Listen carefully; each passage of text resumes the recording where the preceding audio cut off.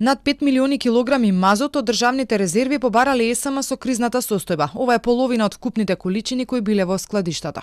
Од државните електрани уверуваат дека овие количини ќе се употребуваат само во случај кога нема да можат да го добијат потребниот енергенс од Грција. Тврдат дека во тој момент морале да побараат да се прогласи кризна состојба и дека немале друга опција затоа што не биле во можност да ги надополнат сопствените резерви. Законски ние не можеме да побараме нити да добиеме повеќе од 50% од тековните резерви со кои што располага државата.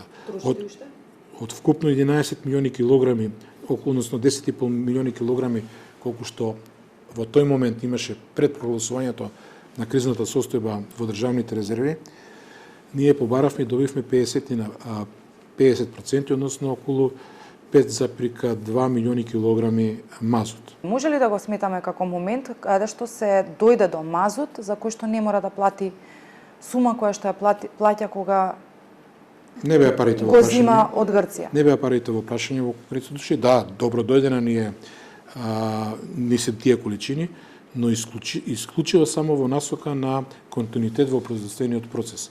Годишните количини кои се трошат на мазот се движат околу 40 до 50 илјади тони и најчесто се троши за производство на струја во зимските месеци кога јагленот е влажен. Од ЕСМ уверуваат дека се прават и контроли што се внесува во земјава и засега немало спорни набавки.